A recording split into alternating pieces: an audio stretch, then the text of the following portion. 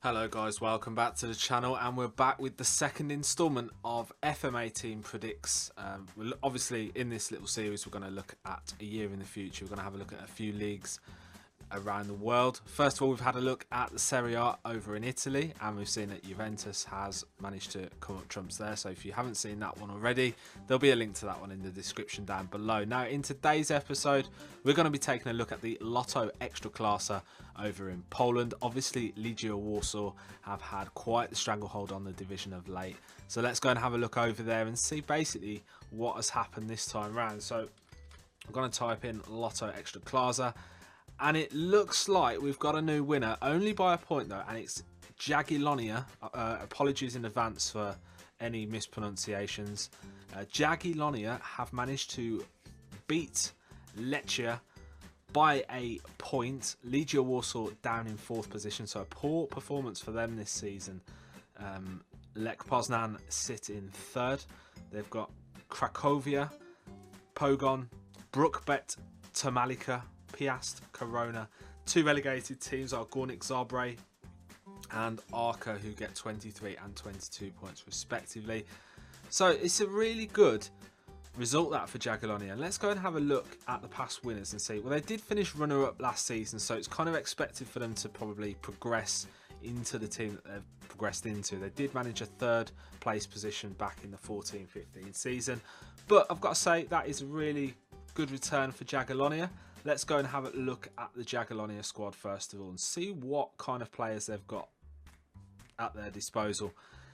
And we can see basically, I mean, it's nothing special, is it? I mean, their highest value player is, well, I mean, there's a couple of £1.5 million players, but they've got Fedor Cernic, who's reasonable-ish, but you wouldn't expect him to be anything out of the ordinary. Martin Pospisil, who again, you know, is nothing fantastic, but at the same time we are dealing with a league which is down in level 21 and the competition reputation. So, you know, we're kind of dealing with, you know, what we dealt with in Romania in my FM17 save. So obviously we're not going to be looking at the class of the Serie A, the Premier League and stuff like that. So we have to take that into account. But, you know, they've done well. I think they've probably overperformed this season. Let's go and have a look at the player stats first of all. We can see that the top goal scorer in the division was Alexander Kolev, who played for Sandeksha. I think that's right. 37 appearances, 18 goals. Ilya Soriano for Corona. Adam Frakzak in 3rd for Pogon.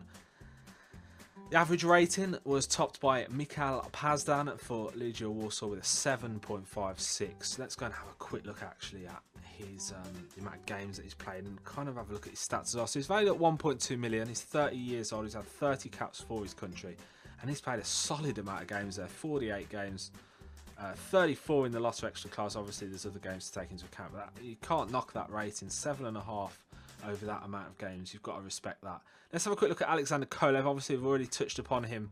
Valued at 135k. I mean, he could do a job in a similar kind of division. I mean, he wouldn't be any good at the higher rated upper echelons of the game. But, you know, he's done well there. He's come into the team. He's scored a decent amount of goals. 6.79 average rating, I suppose, could be improved upon. But he's banged the goals in. He's got the job done. Player of the match, Ivan Gonzalez for Wisla Krakow. And again, you know, we're kind of looking at these kind of players. Spanish, he's come into the team, he's done decently since he's arrived. He's played 30 games, 7.53. Again, you can't knock that. 9 man of the match performances.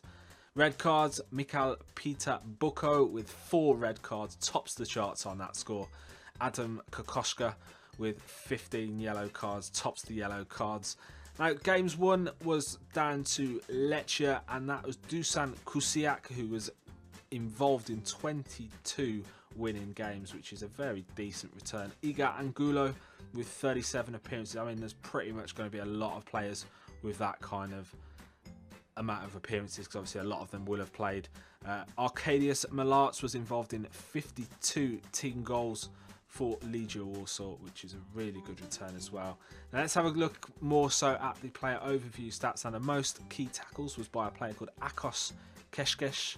I think that's pronounced correctly. He's on loan from Atlanta, so obviously he's playing over in the Italian league, and he's done quite well. He's played 29 games for a 7.04 average rating. Top assists was from Filip Starzinski, who is a player at KGHM Zaglabi. I think that's probably how you pronounce it. I'm not too sure though. He's picked up his first international goal in 2016. He's played a few games for his country, not a lot. 27 years of age, lacking in the physical department, but obviously, you know, his mental and technicals have enabled him to get those a lot of assists. Now, most key passes went to Dominik Furman, who is a Polish international. Only one cap though, 425 grand. Again, kind of middle of the road kind of player. But, you know, for this kind of league, he's obviously done, you know, really well. Now, the most clean sheets was by Dusan Kusiak, who not only topped the charts with 22 games won whilst involved, he also topped the most clean sheets scoring. Let's go back into the league and have a look at the overview profile. So, Jagiellonia are the most successful team in Poland this season. They've managed to wrestle the title away from Legia Warsaw, who've had quite the stranglehold of late. They only won it by a point though over Lechia. Lech Poznan down in third. And if you're a fan of either Gornik or Arca, then unfortunately for you, you're down in the next division. I hope you've enjoyed this episode today, guys. Remember to leave a like on the video down below if you have enjoyed it. Subscribe to the channel if you're new, and join us again soon for the next incarnation of the FM18 Predicts. And we're probably going to be going over to Holland for that, and we're going to take a look at the Eredivisie.